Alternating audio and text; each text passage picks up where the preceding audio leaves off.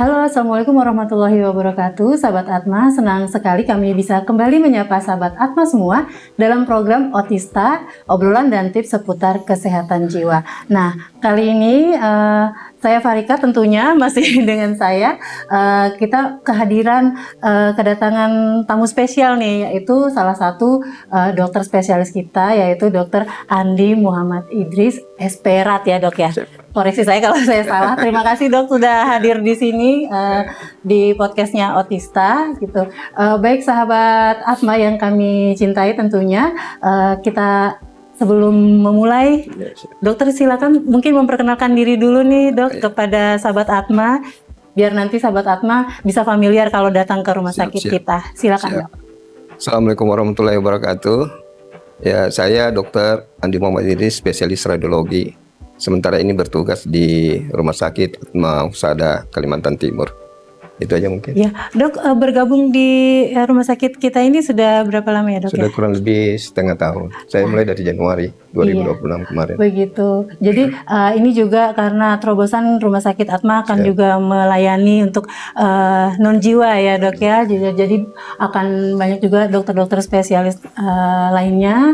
Dan kebetulan hari ini kami berkesempatan untuk bertemu dengan dokter Andi. Nah, baiklah sahabat Atma, kita akan membahas topik yang mungkin jarang-jarang kita bicarakan juga di podcastnya kita, karena kita biasa tentang kesehatan jiwa, tapi hari ini mungkin ini temanya dekat dengan kehidupan sehari-harinya kita, yaitu tentang mitos dan faktanya dari radiologi ya, sambil mengenal lebih jauh tentang instalasi radiologi bersama Dokter Andi tentunya. Dok, kalau di rumah sakit kan biasanya ada dokter jiwa, dokter saraf, dokter anak dan lain-lainnya yang spesialis itu ya. Nah, kalau dokter radiologi sendiri itu sebenarnya tugas utamanya ngapain sih dok gitu? Ya, kasih.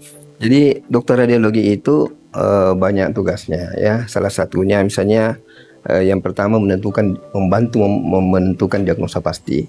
Kemudian dengan pemeriksaan radiologi juga bisa melihat berat ringannya suatu penyakit. Tujuannya apa? Semuanya untuk pasien mendapatkan terapi yang tepat.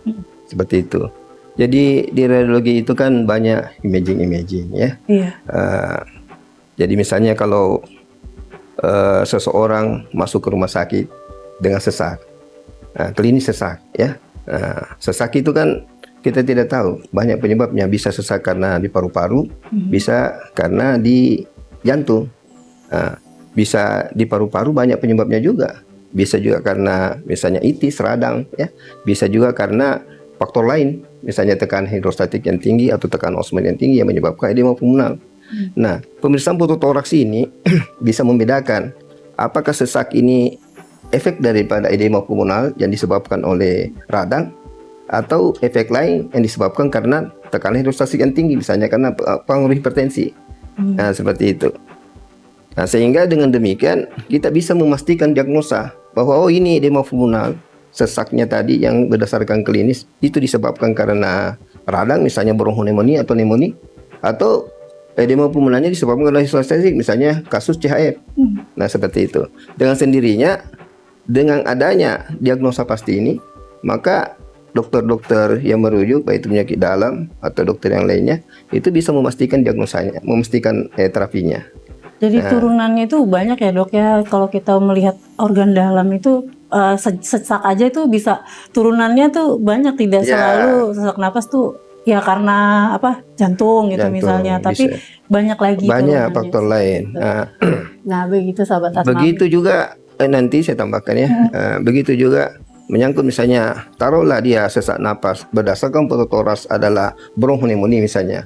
Nah, bronkonemoni ini banyak penyebabnya juga, bisa karena kuman TB ya, bisa juga karena kuman banal, misalnya Streptococcus dan lain-lain. Nah, dengan pemeriksaan fototoraks bisa memastikan misalnya ini adalah TB ya, disebabkan karena ada ciri khasnya kan. Biasanya TB itu kan di daerah superior, kemudian ada kalsifikasi, kalau sudah lama ada fibrosis ya. Nah, seperti itu. Jadi sangat bisa memastikan suatu diagnosa.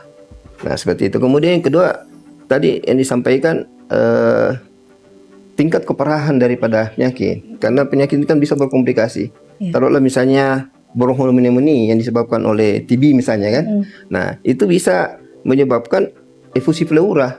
Ya karena proses inflamasi radang tadi ya bisa mengisi pleura, cairannya, infiltratnya. Nah, sehingga terjadi efusi pleura. Nah, efusi pleura ini berbahaya karena bisa menyebabkan kompresi pada jantung, ya, mengkompresi paru-paru. Nah, sehingga bisa koles parunya yang dikenal dengan atelektasis kompresi, ya, karena efek efusi pleura tadi. Dan sendirinya kalau misalnya dari spesialis pulmo, ya, spesialis paru-paru merujuk ke kami dengan melihat ini cuma infiltrat doang, ya kan? Berarti dia menggunakan obat aja. Tetapi kalau misalnya ada efusinya, tentu dia harus melakukan WSD, mengeluarkan efusinya, di samping diberikan obat.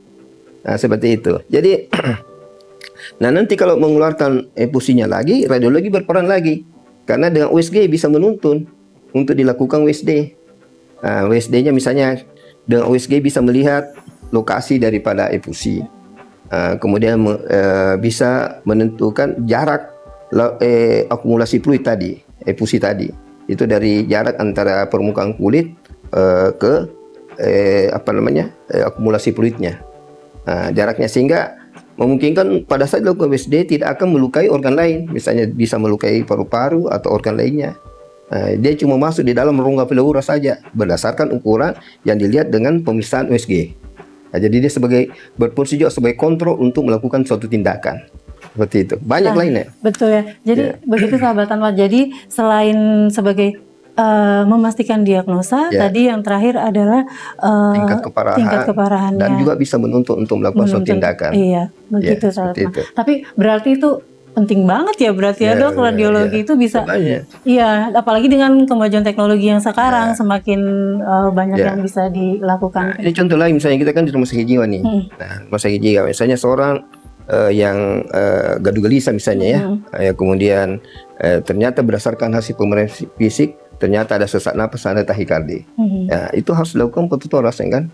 Untuk pasti dokter IGD-nya misalnya atau GV-nya itu mengirim ke radiologi untuk dirujuk untuk melihat fototoraks. Nah, dilihat di fototoraksnya itu ternyata misalnya ada pneumonia yang berat, ya kan? Nah, otomatis kontrol bagi DPJP jiwanya, spesialis jiwanya untuk mengkondisikan obat yang digunakan sehubungan dengan gangguan fisik tadi. Jadi kan ada beberapa obat-obat psikosa yang bisa menyebabkan depresi pernapasan misalnya kan. Nah, sehingga itu mereka mengontrol untuk tidak melakukan pemberian misalnya diazepam ya, yang bisa menyebabkan depresi pernapasan, atau obat-obat derivat diazepam lainnya misalnya lonazepam dan lain-lain ya.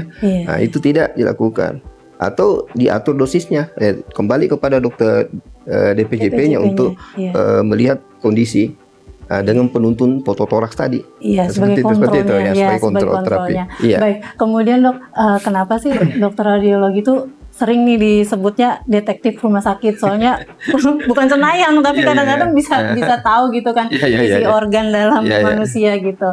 Karena mungkin alat-alatnya juga sekarang canggih gitu. Nah, seberapa penting sih dok peran dokter radiologi sebelum pasien itu diobati? Jadi kita bicara cenayang dulu dengan radiologi. Jadi cenayang itu ya sejenis dukun ya yang bisa melihat sesuatu yang tidak terlihat. Mungkin seperti itu ya. Iya, kalau orang awam kan jadinya bisa tahu ini ya. Tapi radiologi itu cabang dari ilmu kedokteran, berbeda dengan cenayang tadi ya. Dia mempunyai suatu dasar pemikiran, memahami anatomi, memahami patofisiologi untuk terjadinya suatu kelainan. Misalnya tadi pada kasus radang misalnya itu, kenapa dalam keadaan normal misalnya paru-paru itu berisi udara ya, sehingga dia berwarna hitam pada pemeriksaan fototoraks ya. Kemudian kenapa dia menjadi putih? Karena ada reaksi inflamasi yang dibikin oleh radang tersebut karena hipervaskulisasi membuat cairan banyak, sehingga cairan tersebut bisa masuk ke dalam rongga-rongga kosong, apakah itu di interstisial atau di intraalveolar. Nah, sehingga penampakannya dari lusen tadi paru-parunya hitam ya menjadi ada bintik infiltrasi yang warna putih seperti itu prosesnya ada. Nah, jadi memang radiologi itu ilmu efek. Bukan ilmu melihat bakteri yang jalan-jalan di film itu enggak.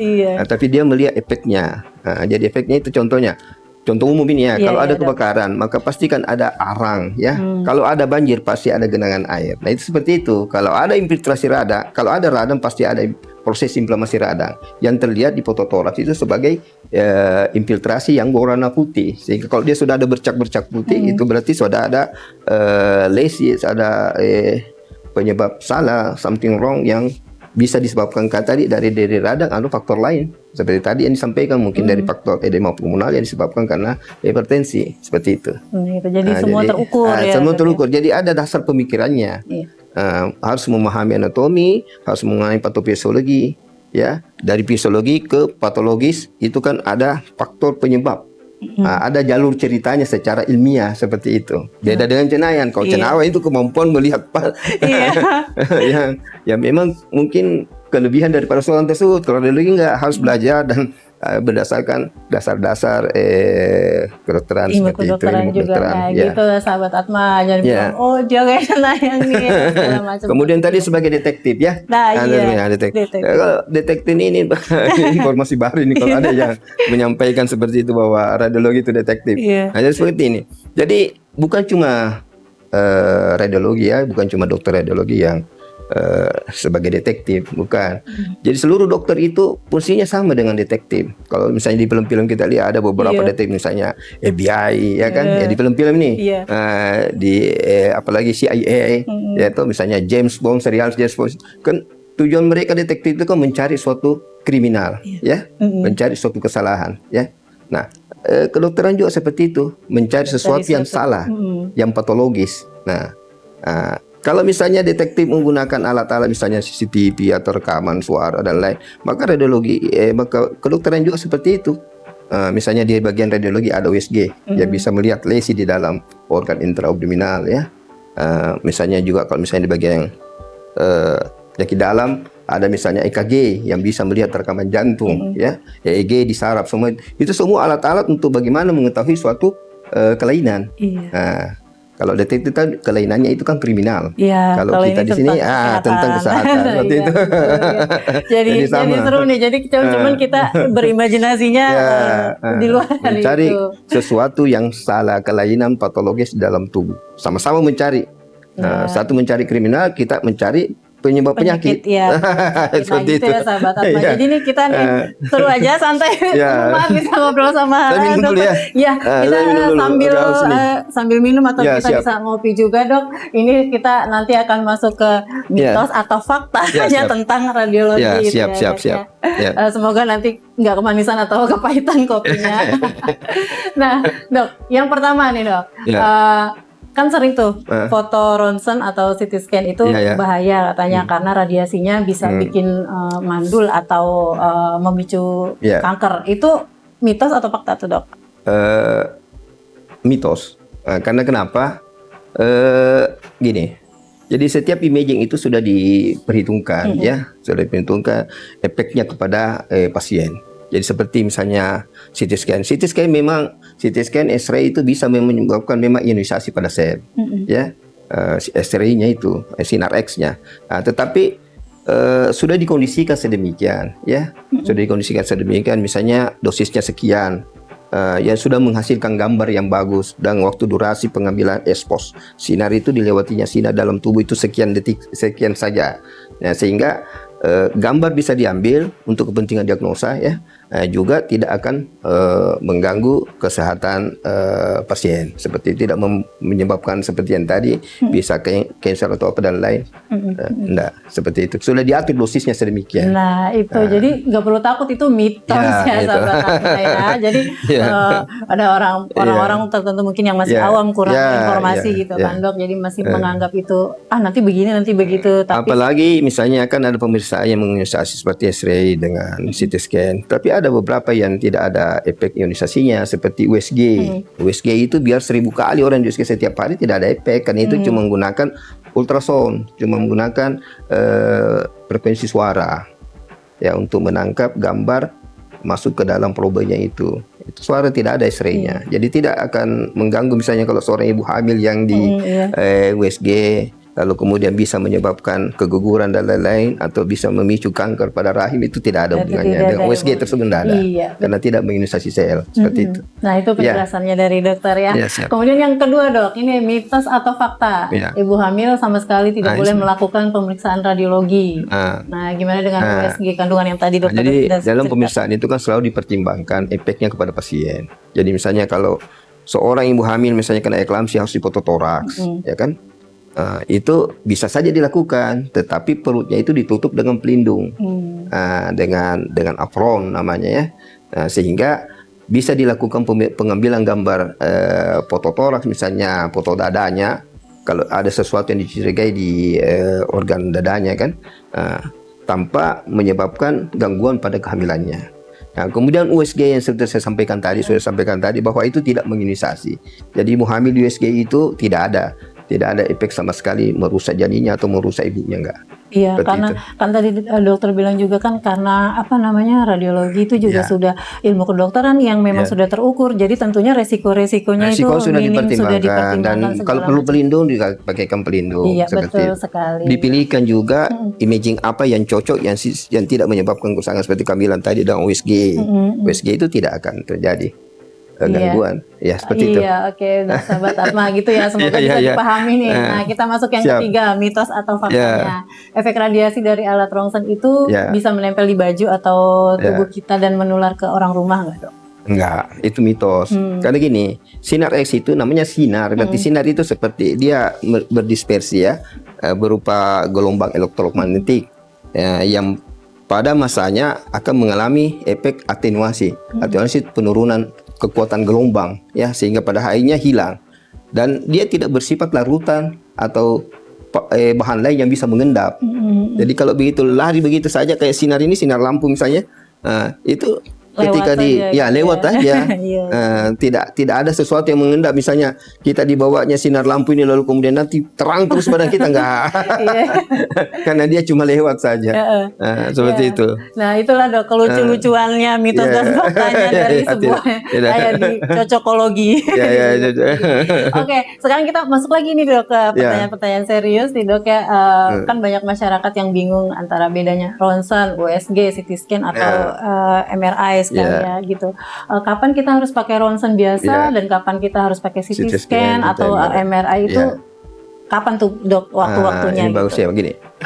Jadi misalnya suatu kelainan misalnya kan, saya contohkan sesak napas saja ya, masuk itu dilakukan fototoraks. Hasilnya apa? Ternyata misalnya ada konsolidasi, ada sesuatu yang putih di dalam paru-parunya yang bersifat terlokalisir, terlokalisir. Nah, kalau misalnya ini dua kemungkinan, karena kalau fototoraks itu densitas air dan densitas soft tissue jaringan lunak itu sama warnanya, sama-sama putih.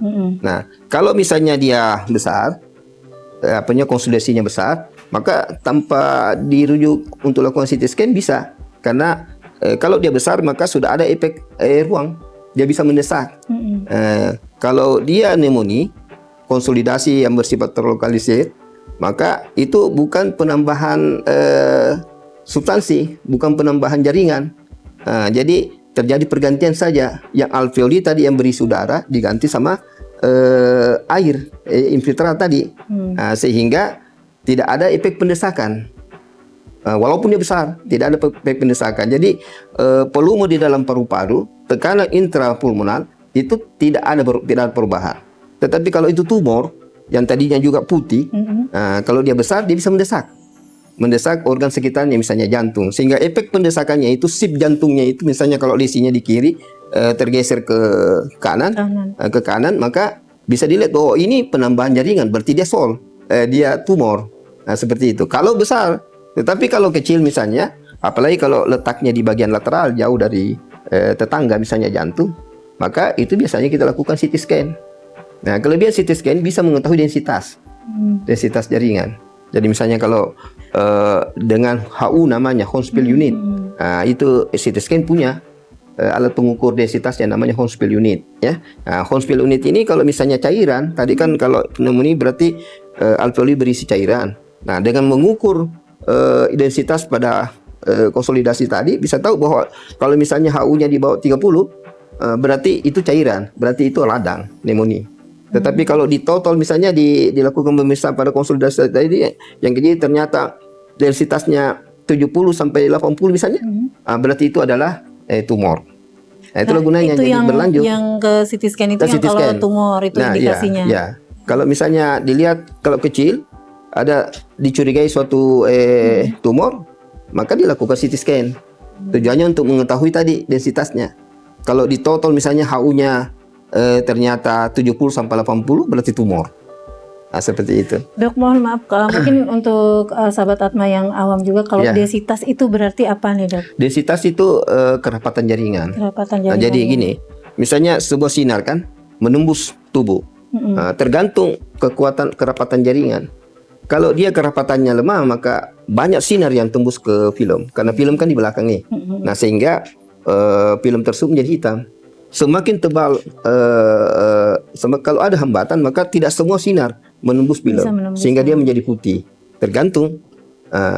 Nah, tapi kalau fototoraks belum bisa memastikan kalau putihnya tadi karena cairan atau putihnya tadi karena benda padat, sol, ya, tumor. Nah, olehnya itu kalau kecil, maka biasanya kita lakukan CT scan. Nah, jadi kalau tadi fototoraks itu dia menentukan lokasi. Kalau yang CT scan dia sama menentukan lokasi, tapi lebih menentukan densitasnya. densitasnya Bisa itu menentukan densitasnya. Apabila dicurigai pada saat fototoraks belum ada tanda-tanda pendesakan. Karena kalau tumor kan mendesak dia, karena ada penambahan jaringan kan dalam suatu ruang, ada penambahan jaringan, maka tekanan ruang dalam tersebut tinggi sehingga dia bisa mendesak tetangganya kayak jantung misalnya, aorta. Bisa didesak. Nah, tetapi kalau kecil nih lesinya, kita tidak bisa memastikan apakah ini pneumonia ataukah ini adalah tumor. Maka itulah yang harus diukur densitasnya dengan yang bisa cuma CT scan. Kita rujuk ke CT scan. Banyak foto lain untuk CT scan, termasuk kenapa CT scan misalnya pada suatu tumor di CT scan itu untuk mengetahui grading tumor. Jadi karena CT scan itu bisa menggrading, misalnya tumor per suatu tempat biasa. Kalau misalnya tumornya belum keluar dari kapsul atau sudah mengimpasi organ lain di sekitarnya, itu bisa dilihat dengan CT scan. Tujuannya apa? Untuk menentukan grading. Grading ini penting bagi misalnya onkologinya, ahli bedah tumornya. Nah, untuk menentukan apakah tumor tersebut hanya diangkat, hanya dioperasi, atau harus diradiasi dulu baru diangkat, atau diangkat dulu baru di kemoterapi. Pertimbangannya berdasarkan hasil pemeriksaan CT scan tadi. Seperti itu. Iya. Terus kalau lanjut lagi ke yang MRI itu dia MRI, jadi setiap setiap imaging itu ada sensitivitas tersendiri. Kalau MRI itu biasanya lebih cenderung untuk hal-hal lesi yang dikelilingi oleh tulang. Misalnya kalau seperti misalnya persendian. Misalnya kalau ada robekan pada sendi pemain bola misalnya di genunya, di lutut, nah itu bisa melihat ligamen. Ligamen itu berada di antara tulang. Kelebihan daripada MRI bisa melihat jaringan lunak yang berada di sekitar tulang, sehingga biasanya dilakukan pemeriksaan MRI. Tapi kalau misalkan kalau masyarakat biasa aja jarang ya kalau MRI. Jadi kalau banyak tuh kayak atlet gitu ya, Dok. Ya, atlet semua orang bisa terjatuh kan, bisa keseleo pada lain-lain, bisa jatuh. Iya. Sehingga bisa terjadi kemungkinan besar apakah ada robekan di ligamen atau di meniskusnya, ya, di lapisan tulangnya itu, di lapisan tulang rawannya yang robek atau ligamennya yang robek. Itu bisa dilihat dengan MRI. Iya, ya. Kemudian begitu juga misalnya kondisi-kondisi yang berada di dalam tulang, misalnya kalau kita mau melihat kelenjar hipofisis, ya, kelenjar pituitari, ya, di dalam otot, dalam dorsum sella itu. Nah, itu dikelilingi oleh tulang. Maka itu dengan MRI lebih tepat diagnosanya, lebih bagus. Seperti itu. Iya, begitu ya, Dok. Sangat menarik juga maksudnya karena beda imagingnya, beda pemeriksaannya juga. Terus kemudian juga ada level-levelnya lagi kan, berarti di grading lagi dari penyakitnya dengan fototoraks tadi, dengan kemudian juga sampai MRI kan, CT scan juga gitu. Nah, ini Dok, kan ada keresahan gitu ya, banyak pasien merasa resah gitu. Kenapa sih proses foto rongsennya itu cepat tapi hasil bacaan atau rongsennya nggak bisa langsung keluar detik itu juga gitu. Gimana tuh dok? Jadi gambarannya itu harus sampai kepada saya supaya saya bisa mencocokkan antara gambaran apa yang terlihat dengan pemeriksaan radiologi dengan keluhan daripada pasien. Nah, kadang-kadang tidak ada ekspertise foto toraks saja gitu. Tidak ada misalnya apakah dia sesak, tekanan darahnya berapa, itu kami perlukan. Supaya untuk mencocokkan tadi terjadinya suatu kelainan yang terlihat dengan pemeriksaan foto toraks misalnya dengan keluhan yang keluhan dengan ini gambar yang terlihat. Karena ada tadi kalau misalnya dia hipertensi mungkin edema pulmonalnya saya bisa lihat apakah ada dilatasi, apakah ada kardiomegali, ya kan, pembesaran jantung atau ada pelebaran aorta. Nah, dicocokkan dengan edema pulmonalnya. Jadi saya bisa tahu bahwa ini benar kan hipertensi tinggi tensinya dan memang ada HHD, hipertensi HDC. Misalnya ada dilatasi aorta, ada kardiomegalinya misalnya. Iya betul, karena kan seperti tadi dokter bilang di awal kalau radiologi itu juga adalah ilmu kedokteran yang terukur, jadi semua tuh harus ada analisisnya juga, nggak bisa kita langsung habis foto ini gitu kan, kita juga harus analisisnya tergantung jumlah pasien. Kalau banyak pasiennya dalam kemudian yang kedua masih ada maaf. Jadi yang kedua seperti ada instruksi-instruksi yang diberikan. Kadang-kadang foto diulang karena instruksi pada saat dilakukan foto toraks misalnya kan. Secara umum itu diinginkan rongga dada mengembang. Jadi disuruh tarik napas kuat, inspirasi. Nah, kadang-kadang pada saat difoto atronya sudah teriak tarik napas misalnya kan. Enggak tarik napas. Nah, sehingga pada saat difoto tidak berada pada standar untuk bisa diukur jantung. Jantungnya bisa kelihatan besar karena rongga dada tidak mengembang bagus. Nah, seperti itu. Kemudian yang kedua, beberapa pemeriksaan lain misalnya pemeriksaan menggunakan kontras. Itu ada instruksi-instruksi yang disampaikan. Misalnya pemeriksaan barim enema, colony lobe ya. Colony lobe itu harus ada persiapan. Misalnya puasa, itu dilakukan puasa 3 hari. Nah, kadang-kadang sudah diinstruksikan puasa dengan makan bubur saring ya, seperti itu selama 3 hari contohnya. Nah, itu mereka tidak lakukan ketika di rumah, sehingga pada saat dilakukan foto itu masih banyak feses dalam abdomen, jadi kita tidak bisa melakukan barim enema seperti itu, jadi harus dipending lagi. Nah, seperti itu yang semua yang bisa betul. Memperlambat pemeriksaan. Iya, karena dibalik lagi ya, sahabat Atma, kita harus sebagai pasien juga kita harus patuh ya dengan instruksi-instruksi yang mendapatkan gambar yang bagus. Seperti itu ya.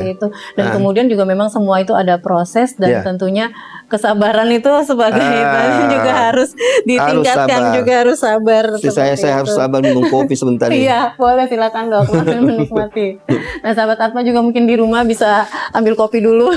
Bikin kopi dulu. Nah, jadi seperti itu ya sahabat Atma ya.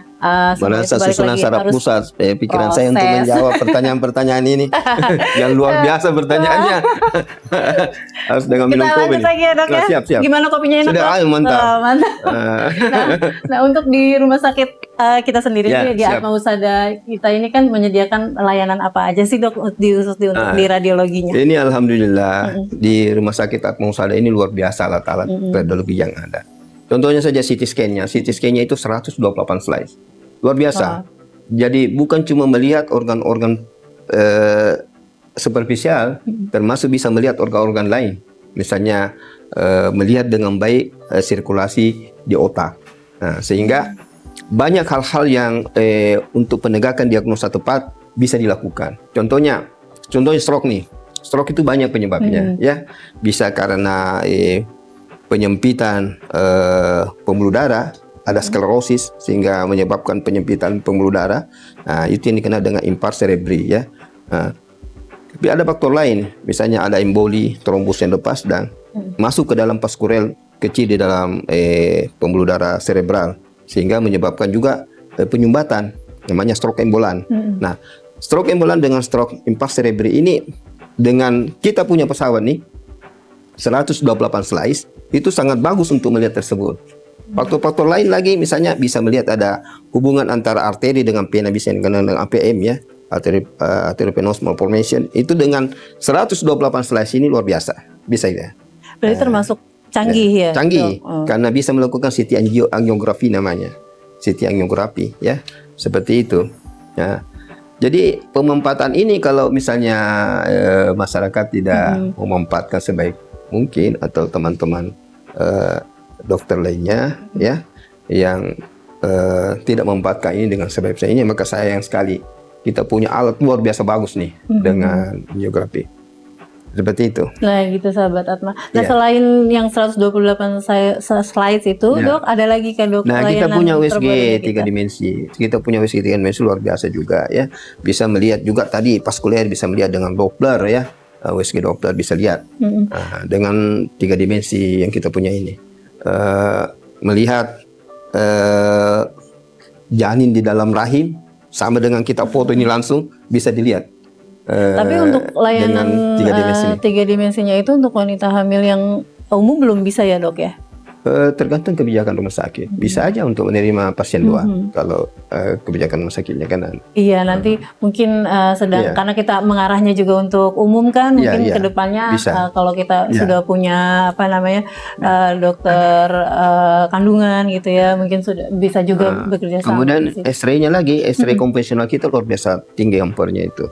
Mungkin berapa stasioner yang amper yang tinggi, jadi segala posisi bisa dilihat. Karena kalau misalnya ada X-ray dengan kekuatan ampernya rendah, itu tidak bagus. Kenapa? Karena misalnya kita mau melakukan pemeriksaan kontras, itu tidak jelas kelihatan. Tapi kalau dengan pesawat kita ini luar biasa, bisa melihat semua dengan posisi apapun, lateral, PA dan lain-lain, oblik, bisa semua dengan hasil gambar yang bagus. Nah, seperti itu. Begitu sahabat Atma, dengan kecanggihan alat yang sudah dimiliki Rumah Sakit Atma Husada, yuk manfaatkan kalau misalkan ada keluhan atau apa, silakan datang ke Rumah Sakit Atma Husada, maka bisa ketemu dengan dokter Andi dan juga dengan dokter lainnya banyak di sini. Mungkin secara khusus nih kan habis nonton ini saya mau ketemu dengan dokter Andi. Siap. Nah, lanjut ya dok, nih kan apa sih dok, ada tips nggak dari dokter Andi khususnya untuk masyarakat yang mau periksa radiologi di Rumah Sakit Atma Husada agar prosesnya lancar dan hasilnya juga akurat? Ya seperti tadi, itu artinya yang pertama itu kita harus mengikuti instruksi kan. Jadi kalau misalnya dilakukan, ada instruksi dilakukan puasa, ya itu kita harus puasa supaya tujuannya tidak ada lain, bagaimana supaya nanti gambar bagus kelihatan. Dan kalau tidak bagus kelihatan pasti diulang. Diulang lagi kan, harus disuruh lagi kembali karena kan banyak fekal di dalam kolonnya, lubuk kolon, jadi tidak mengganggu pemeriksaan. Contohnya kalau dilakukan baremenema kan, jadi harus diulang lagi, jadi itu menghambat. Seperti itu. Nah itu tipsnya jadinya ikuti instruksinya. Ikuti instruksinya, itu yang penting untuk masyarakat. Iya, terus sabar. Sabar juga penting. Iya, kalau misalnya instruksinya nggak diikuti, diulang lagi nanti. Ada pengulangan, betul. Jadi makin repot. Betul. Kayak gitu. Nah ini menarik sekali. Nah, sebelum kita tutup nih, boleh nggak kasih closing statementnya dari apa yang kita bicarakan tentang radiologi khususnya? Ya, saya ulangi tadi bahwa ada beberapa penyakit, ada beberapa obat psikosa yang bisa menyebabkan depresi pernapasan. Contohnya tadi yang seperti diazepam itu. Sehingga dengan sendirinya kan pasti dokter jiwanya dengan melihat foto toraks tersebut, maka bisa mengkondisikan obat yang diberikan. Itu aja mungkin. Iya.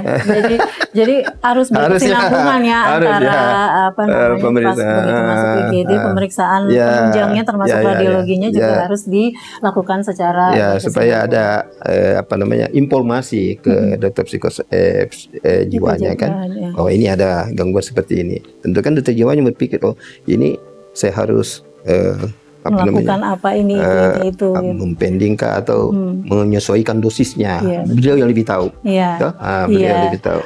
Kita masuk di radiologi hanya memberikan informasi sebagai penunjangnya. Seperti itu mungkin tipsnya.